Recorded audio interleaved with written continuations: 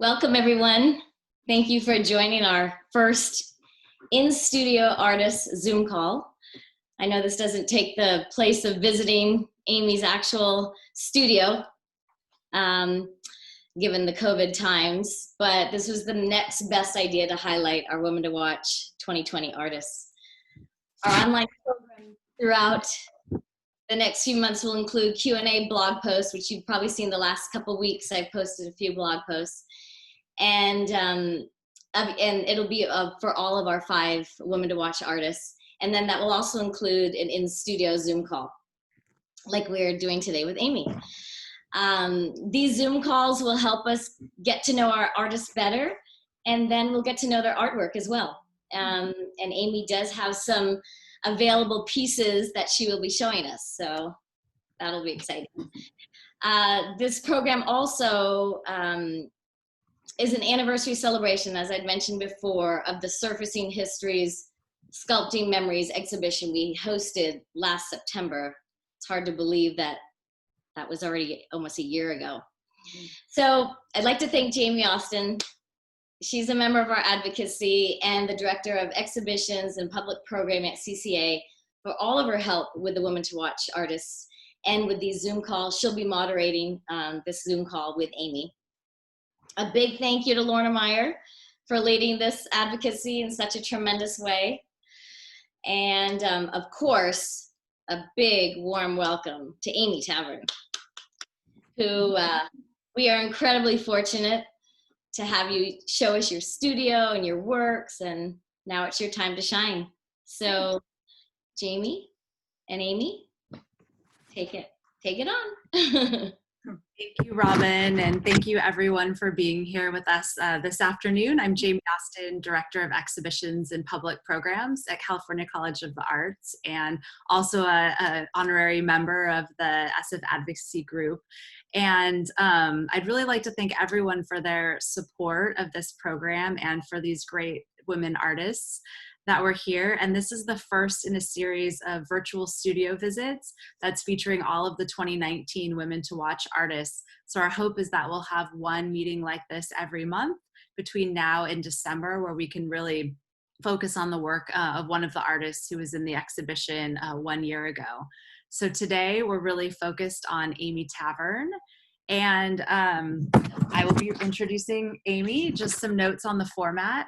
So I'll introduce Amy, then Amy's going to be sharing works. We have some live in her studio. We have some that we'll be sharing images of, and she'll probably talk for around 20 or 30 minutes.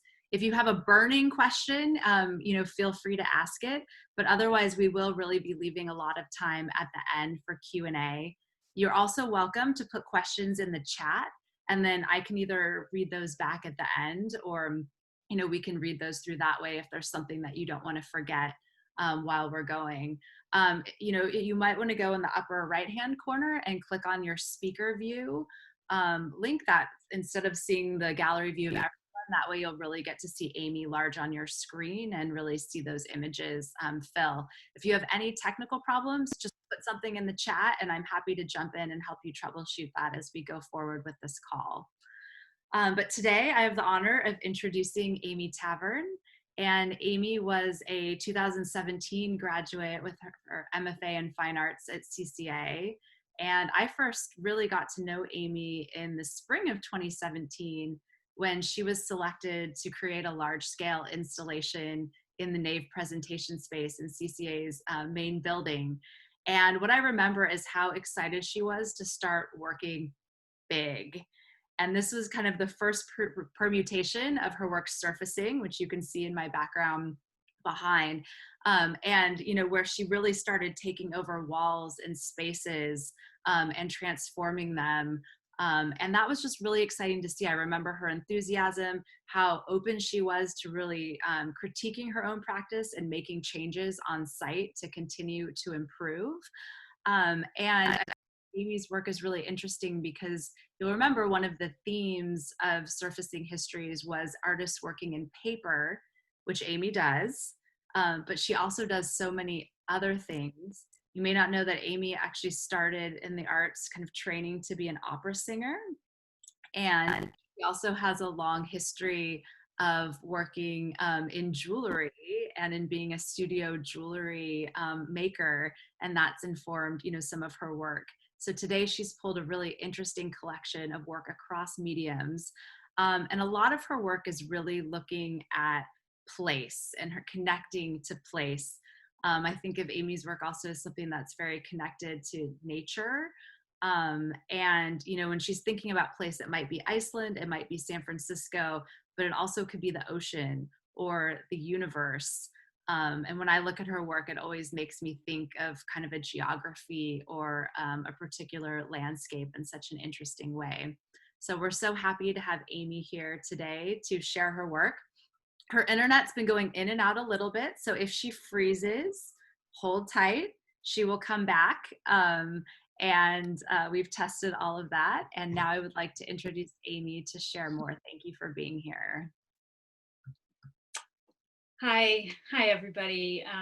Thank you so much for taking some time to hang out with me for an hour in my studio, even if it's virtually. I really appreciate that. I know that we all wanted to get together for in-person visits in the fall, and obviously that can't happen because of the pandemic. So I appreciate your effort in making studio visits possible, given the limitations that we are all managing on a daily basis, and kind of working with what we have, which is one of my favorite ways of working. I love working with very little. So I appreciate it so much, and it's nice to see you. And I want to thank Jamie and Robin for all of their help leading up to this, different conversations and practicing today and last week as well. So I really appreciate that. So thanks again. My studio. I live in the outer Sunset in San Francisco. It's about a 10-minute walk from the beach, and my studio is in my home, which is really wonderful for me because I'm not a full-time artist right now. I work a full-time job, and having my studio in my home allows me to work at strange hours, and sometimes I can get in here for 45 minutes after dinner, and definitely a lot of time on the weekends, but it's really nice to have my space here. I also feel very connected to my community in the outer Sunset. This is a really special place. It feels like a small town. I was raised in a small town, and it is my preference, which I've discovered now that I'm in my 40s, that I prefer living in a place where I know everyone, and that's how it feels here. And there's quite a lovely community, and it's very supportive. And like I said, I live 10 minutes walking from the ocean, and I go there every day and sometimes twice a day. Today will be a twice a day. I will go for a walk after this, actually, and I was there this morning. And it's an incredibly inspiring place for me to be, and I consider it my third space. So, and an extension of my studio. So when I'm walking there or running there, I'm often thinking very deeply about my work. It's where I come up with a lot of my titles, which was a question in Robin's interview. And I do consider all that thinking time to be a very important part of my process, and a part of my studio equal to actually making work. So I come up with a lot of ideas while I'm walking, and then I can just come back here and write it down and get to work. So today I'm going to show you a handful of slides. I'm going to start with a little background information, and then head into a few of my new and ongoing pieces. And then I'll show you a few available pieces, and then you can ask me whatever you want to ask me. So I'm going to share my screen, and apologies for technical difficulties. My internet is not very good here.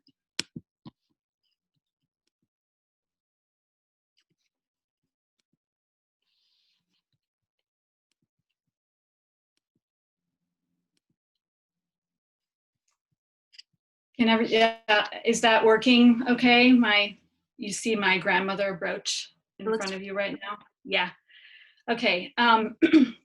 So uh, my background is in jewelry and metalsmithing. I started metalsmithing in 1998, and I went to school at the University of Washington and earned my BFA. I was doing post-baccalaureate studies, so I also have a degree in arts administration. And when I started metalsmithing in 1998, I totally fell in love and knew I needed to go back to school. And post-bac studies was a perfect place for me to be. It was a 2-year program, and all I had to do was work in the jewelry and metalsmithing studio and take a few other little courses to kind of fill in some gaps.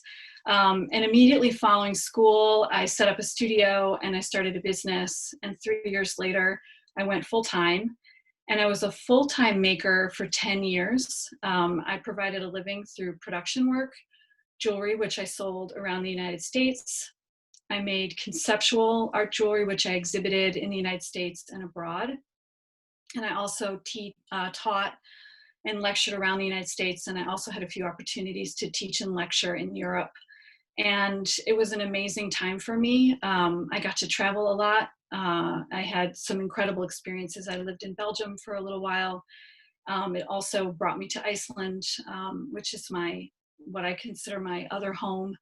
And I've met some really incredible people. And in 2013, I went to Iceland for the first time to do a residency, and I was feeling like I needed a break from jewelry. So I spent 2 months embroidering. And during that time, I discovered that I wanted to do other things with my work. I wanted to work in other materials, and I wanted to work in other formats. And I felt like I was capable of doing that. And so I started thinking about shifting my career into sculpture and installation.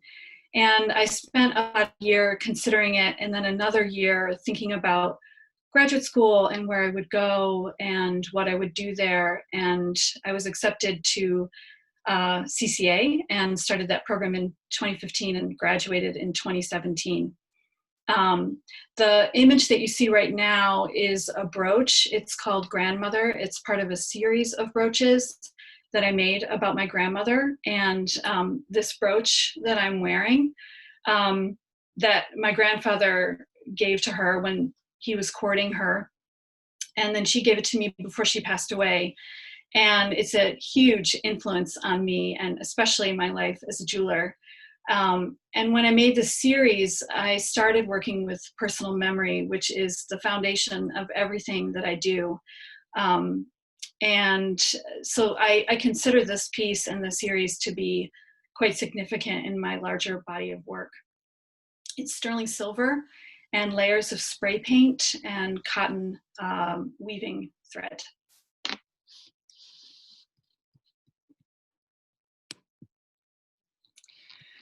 So then I went off to graduate school and I put my jewelry career on hold, and essentially I ended it. I pulled all my work from my galleries. I started saying no to different opportunities, and I really focused on working in other ways. I didn't want to work with metal, and I didn't want to work small.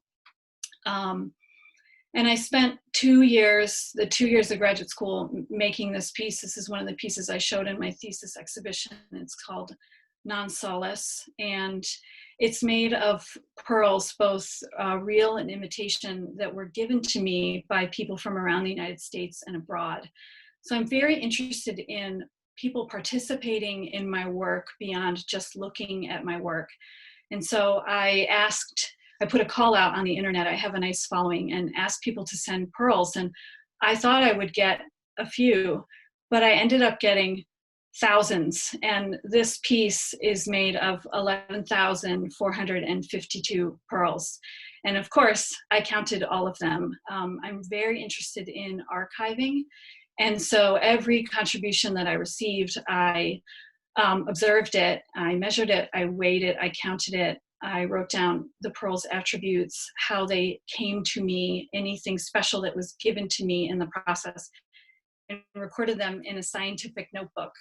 And then I sewed all of the pearls together chronologically. I started with one, and I built them up over the period of 2 years until I had this very large piece. And I have it right here, so I'm going to pull it up, and I can show it once I stop sharing my screen. I'll show this again so you can have a larger view of it. So non solus means never alone in Latin, and I chose to name it that because I was thinking a lot about human connection and thought to myself, what if there was an organ in the body whose function, or the function of that organ, would be to make you feel like you were not alone. And what happened with this piece, the people who gave me pearls, I didn't make that public when I asked for pearls, but that was the response that I received. And many of the people that sent pearls to me wrote me beautiful letters and explained to me the significance of the pearls that they received. I didn't get it from all of them. And one example is earring in there, a single earring that was part of a pair once given to a woman by her father. She lost one and held on to the other. And at the time when I was working on it, my father had recently passed away from Alzheimer's, and she knew about that. And when she heard about my call, she sent the earring because she felt like it was the perfect opportunity for her to let go of it and have it become part of something much greater. And that's a big part of what I do as well with this participatory work, is that I am interested in making something that is much greater than myself alone in the work. And by bringing other people in, it becomes about more than me. And that is very special to me and very important to me. I'm also very interested in the idea of women's work. I was raised by a really strong woman, and she taught me how to make all sorts of things. And embroidery and handwork is something I learned when I was really little. And it ended up turning into a jewelry career. And then it ended up turning into this piece where I'm sewing together these stories of over 150 different people from around the world and bringing people who don't know one another together into one object. I'm still working on this now. I actually just got a contribution about 2 weeks ago, and I'll probably sew that on this weekend.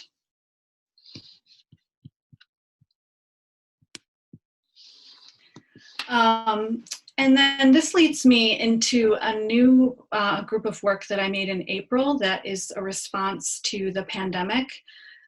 Emotion is a big part of what I do as well. I'm very interested in emotional response. And I became aware of this like collective response, or collective emotional response is what I've been calling it. How everyone around me, we were all feeling the same kinds of things at the same time. And I don't know if I've ever experienced that in my life on such a large scale, definitely on smaller scales, but not something that was worldwide. And in the beginning, we were all so agitated and anxious. And I know we all still feel that way now, but I do feel like it has settled a little bit. But I was thinking about that emotion and thinking about what would it look like and what would the color be and how would it feel. And I was washing my hands a lot at the time. I was singing Happy Birthday a lot. One of the pieces in the group is called Happy Birthday, and it's me singing the song twice, which is how long it takes to get your hands really clean. And so I took a bar of soap. This particular one is an antibacterial antibacterial soap. It's Dial antibacterial soap. And I ground it down by hand. It took me, I don't know, 4 or 5 hours to do it. And I collected all the shavings, and then I layered them on top of vellum and used a utility iron to get them to stick to the surface. And part of this is also, I'm really interested in repair. So there is a lot of sewing in my work. As a woman, I think we are all fixers to a certain degree. I am definitely a fixer. And so I'm interested in using materials that point at repair. And so the lines that you see are silk suture thread that are stretched across the surface from one end to the other, and also sort of mimicking some kind of direction, as if they were lines on a map.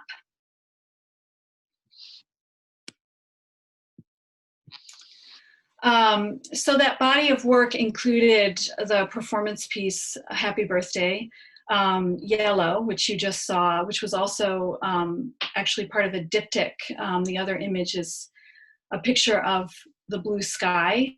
It's a color field of the blue sky. And then I made a layered photograph about time that friends helped me create by sending me photographs of the ocean.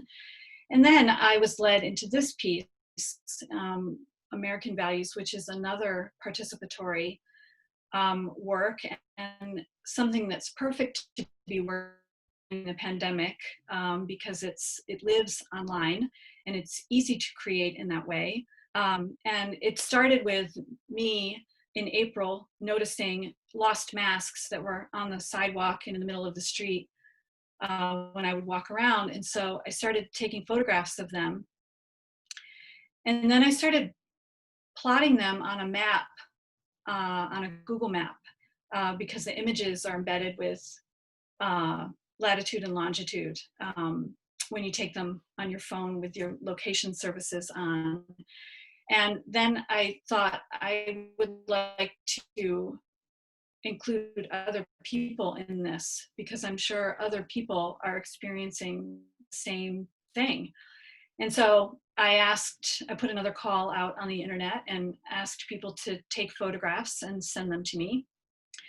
And so I've been working on this map. I think I put the call out in June, and I now have over 500 masks on the map from at least 20 states and from 6 or 7 countries as well.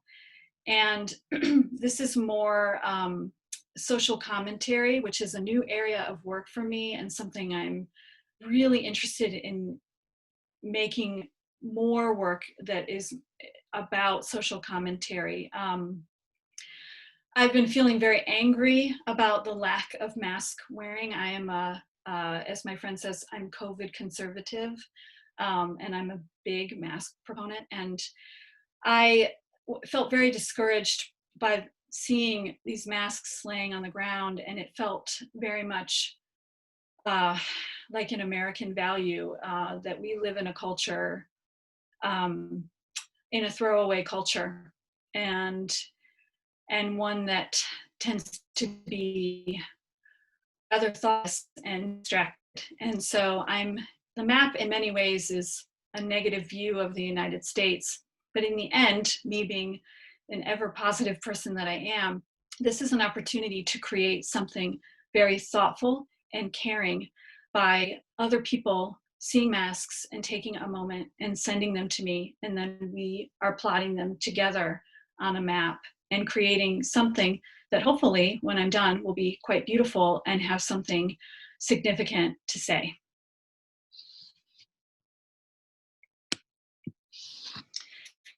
And so now I'm going to share a few, these are all new works, and they're all things that are available in my studio. I want to start with 2 pieces that I made for my exhibition last year at Quirk Gallery in Richmond, Virginia. I was really pleased to have 2 solo shows last year. They were basically back-to-back. One was in January and one was in May. And the one that was in May was in Richmond. And the show is called And the Ground Will Move Anyway. And it's about my dual existence in both the United States and Iceland. So that trip that I took in 2013 that changed my work so significantly also changed me on a personal level very significantly. And Iceland has become my second home. And I actually feel more at home there than I do in the United States. And I go there whenever I can. I've been there 6 times, 5 or 6 times now, and I go for extended periods. So I go for several months. And I very much have a life there. It's not just me going and looking at how beautiful it is. It's me going there to see my Icelandic family and my Icelandic friends. I feel very much a part of that place that goes way beyond what it means to just go somewhere for a vacation. And it's been challenging to live that way because I long to be there and I can't for lots of different reasons. And I also love living in the United States. You know, my family is here, my friends are here, I have an amazing community here. And so I am very much divided, and it's a place that, or a phenomenon that I've come to accept. And I explored this in this work for the show in Richmond. And part of the show were these collages that you see here. There were a series of 5, and they're made with paint sample cards that I found in a recycled art supply store. And I crushed them and tore them apart and then collaged them. And each one is paralleling memories or observations of both Iceland and California into one moment. So the one on the left is called Low Growing, and it's about the vegetation that lives in both places. It's actually quite similar. And the piece on the right, And the Ground Will Move Anyway, is about how both places are built on tectonic plates. And I find those places to be highly charged and incredibly special. And I love visiting them. Whenever I go to Iceland, I try to visit a park called Thingvellir, which is a national park, and you can stand between tectonic plates there. And I do enjoy driving up to Tamales Bay to stand on the edge of the bay, which is actually the edge of a tectonic plate. So this is part of a series of 5, as I said. One is about the ocean, one is about the sun setting, and then one was about how gray the summertime is. This image is from my other solo show that I had last year at the Great Highway Gallery, which is a gallery here in my neighborhood. And this work was a poetic approach to physics. I really love reading about physics. So dark matter, the speed of light, those are 2 concepts that drove the work in this exhibition.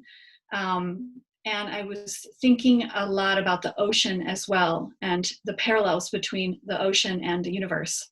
And so this picture, this is a photograph. It's, I believe, 6 images of Ocean Beach taken at low tide along the beach, probably about a 4-mile stretch of the beach.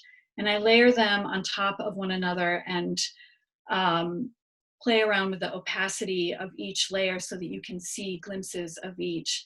And this to me is very much a glimpse into my head. So to me, this is what a memory looks like. And I would imagine that all of you can probably think about memories in your mind and how they all overlap. And some things you can see a little bit better than others, but they eventually become one memory. And the last images are more layered photographs. And these are, I actually made these in graduate school, but I showed them at my solo show about Iceland and the United States. The image on the left is 4 images taken in lava fields in Iceland, which are some of my favorite places. And the image on the right is taken in the Carrizo Plain here in California. And in both of these experiences, I was personally experiencing landscape. And both places, I also experienced a psychological landscape. And so landscape is a really important part, or land and place are really important aspects of my work. And I'm not just talking about the physical landscape itself, but I'm also speaking about emotional landscapes or psychological spaces. And in both of these instances, I had moments of extreme joy in which I was being beckoned by the landscape, and this happened in Iceland in the lava fields. And in California, I had an experience in which I was warned by the landscape to leave because a storm was approaching. And I have come to believe that I walk so much, I feel very attuned with land. And I believe we all have an ability to kind of key into the messages that it sends to us.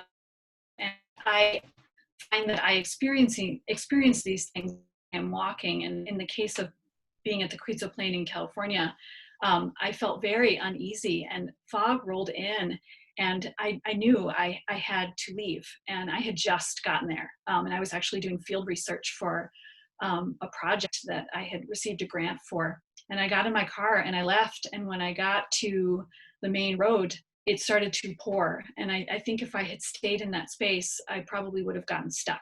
So I really think the land was sending me a message in that moment. And I'm really glad that I paid attention.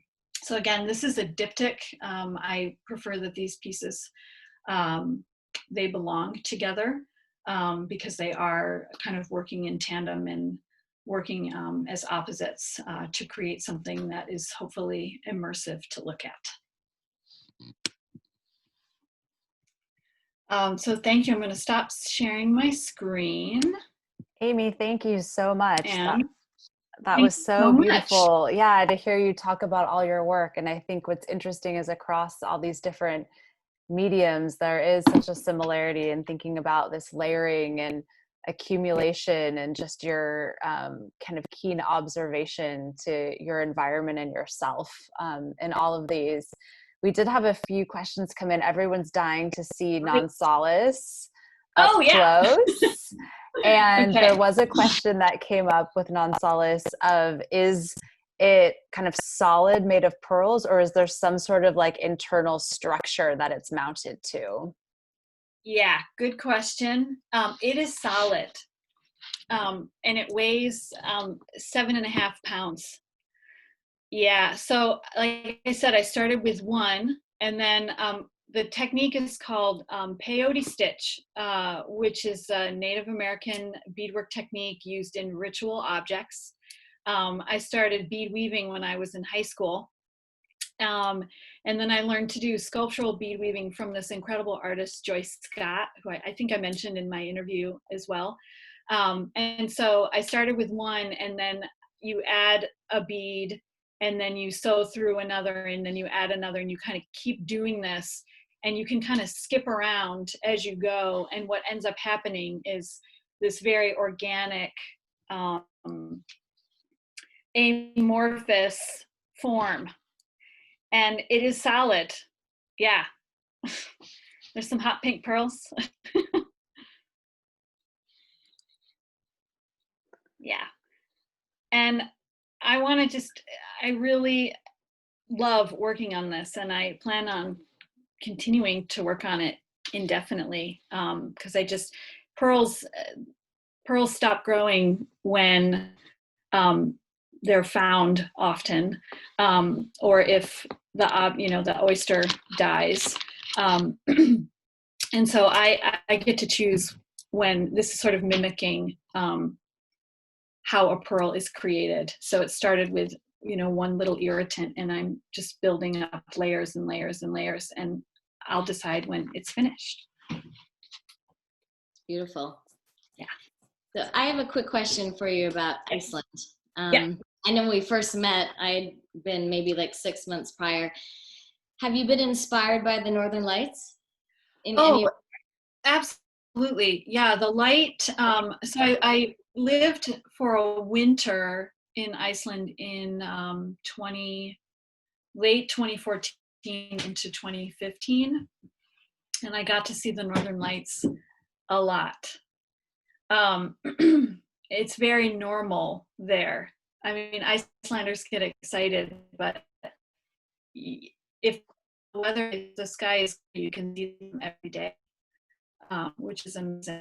But yeah, I'm interested in them. I mean, it's light that's reflecting off of ice and then projecting into the sky, and that kind of natural light effect is super fascinating to me. Light is a part of my work. I think about light when I'm making my work. I think about light as a material. I haven't gone so far as using light itself, but it is something that I think about. And yeah, definitely inspiring to what I create. Great. Are there any other questions from anyone here in the group before we say adieu? Well, I want to Rob thank you. had Yes? a comment, and it might be that some of us might have pearls that we could send to Amy. I would love that. That would be wonderful. Yeah, thank you for saying that. Sometimes I forget to mention that you can also send me pearls, and I can I'll email Robin my mailing address. Perfect. And then you can send them to me at my home. Amy, do you take only real pearls or costume jewelry? Costume too, both. Anything. I do not discriminate. Yeah. Good. Yeah, you're not going to give her your new pearl ring, right?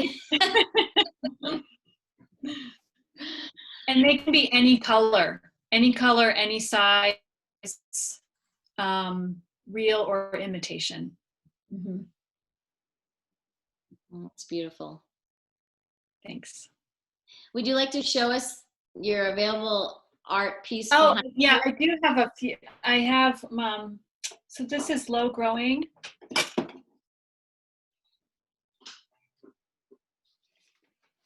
So this is nice because you can see the frame that it's in. It's quite beautifully framed. And it has this beautiful round mat. Was that in our exhibit? At that time I was not, yes, this one was. Yeah, this one was, and the one about the sun and the one about the ocean. Yeah. And then this one is the tectonic plate.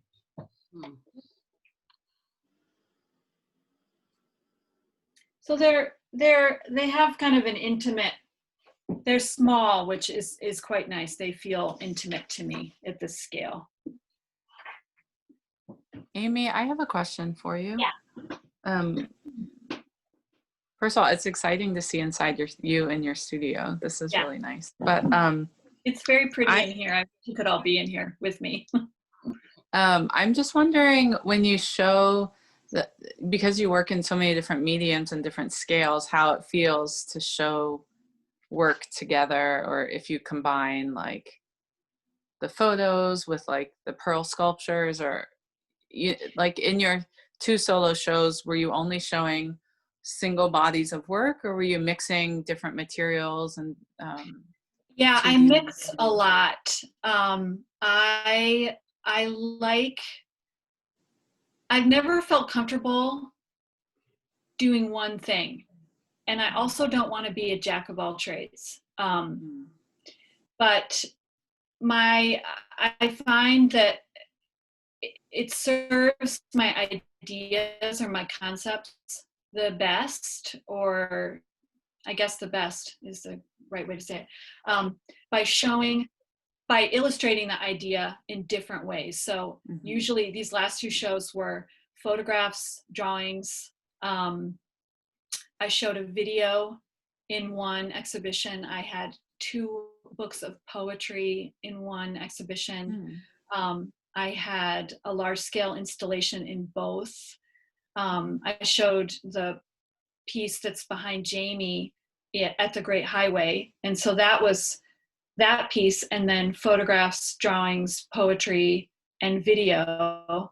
And then my show at Quirk was collages, photographs, a sculpture made of rope, and then some drawings.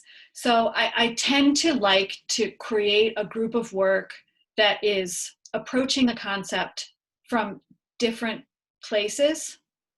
And then I really love arranging the work in a space. I kind of consider the whole exhibition to be an installation, and I want the work to be talking to one another.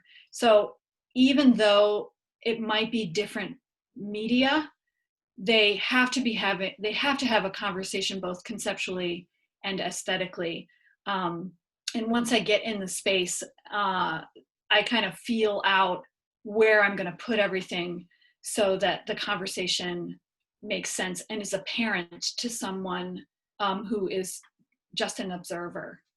And I really love doing that. I think a lot of it comes from my life as a jeweler and working strictly with metal for such a long time. I did make conceptual work that had other materials, but I really was kind of restricted to working with metal. And I realized later that metal wasn't always the best way for me to illustrate an idea.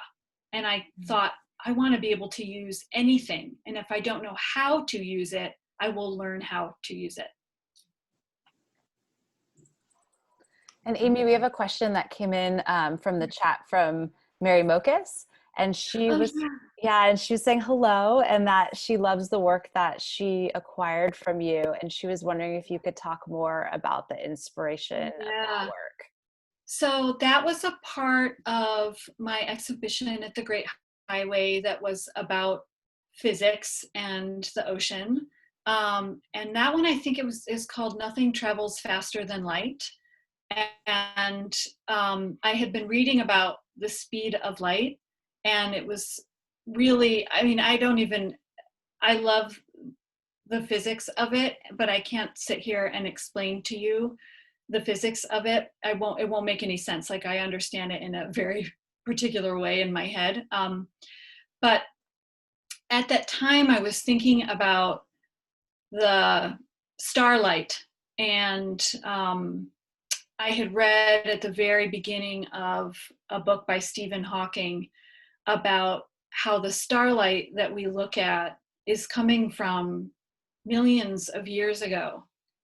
And so that light, first of all, the source may not exist anymore, which is quite beautiful. And it is light from the past. And so when we look at the stars, we are looking at them in the present, but we are looking at something from the past. And that duality is so mind-blowing to me. And so that was what was driving a series of drawings that I made for that exhibition, including the piece that Mary has. And it's a big, abstract, dark blue form, and it has some lines in it. And then I kind of cut the piece apart and abstracted it further by kind of moving some of the shapes a little bit off so that the form itself is not completely intact. Thanks for asking, Mary. I have a question I can throw. I was interested, Amy, when you were talking about American values, how you were saying that, it was kind of your first foray into social commentary. And I just feel in this moment where there's so many crazy things going on in the world. I don't know. I just love to hear a little bit more of your thinking about that. Oh, I'm really glad you asked that, because this is something new for me, and it's always helpful for me to talk about the stuff that's going on in my head out loud. It helps me to sort it out. But basically, I feel very strongly that as an artist, I have a responsibility to archive and comment what is happening. And I really feel that I don't quite have the words for this yet, but all of my work is incredibly personal. I consider it autobiographical, and even confessional at certain points. I consider my story unique to me, but it's universal story for all of us. I mean, we all, in the end, we all go through the same kinds of things. And I love sharing, I love creating work in that way, but I'm also thinking a lot about what else is there and how can I contribute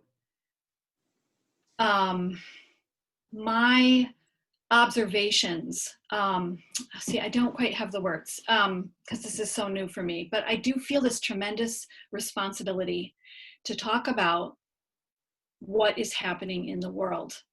And I've never made work that is social commentary before. I've never made work that is overtly political. I'm sure we could attach political to a lot of the things that I make, but it would be more subtle.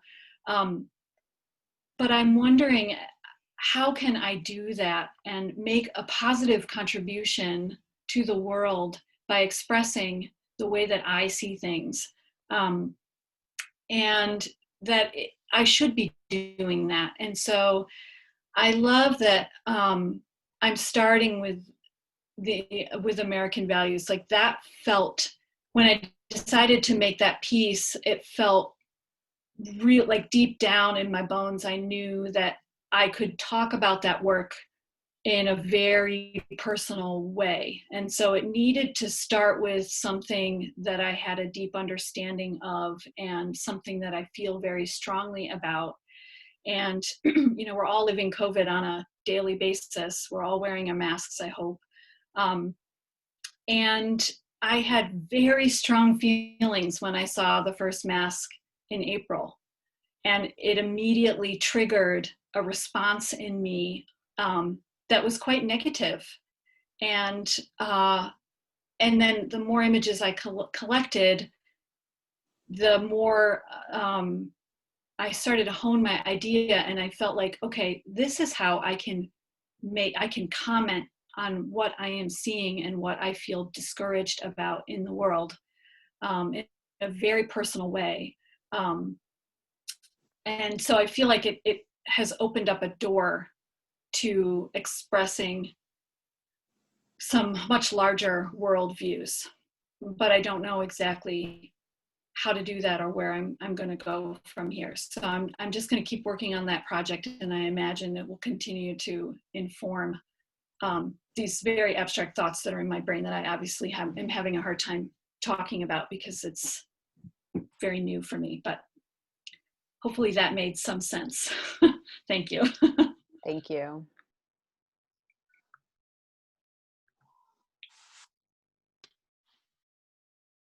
Any other questions for Amy and understanding her journey, which is very exciting for all of us to follow along with you.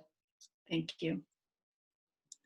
Robin, I just wanted, should I go?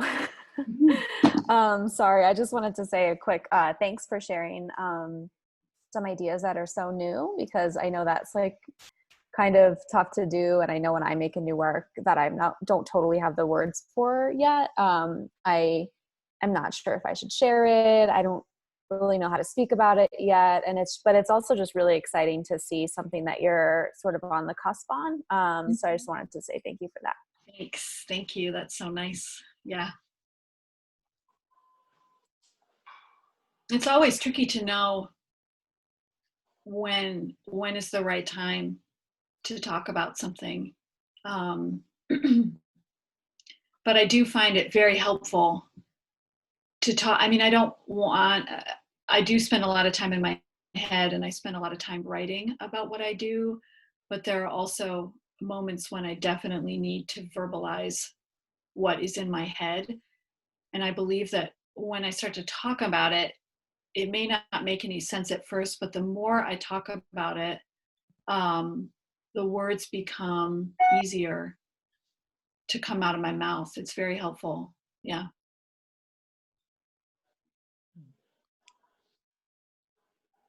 Did I hear Lorna start to say something? Well, I just wanted to thank Amy and Jamie so much. This has been fantastic. And also Robin for all the work that you did in working with Jamie and Amy to put this whole program together. And I know we have all of our artists are going to do a studio tour, and just thank all of you so much. This was fantastic. Yes, no, really. Thank you, Jamie, Amy.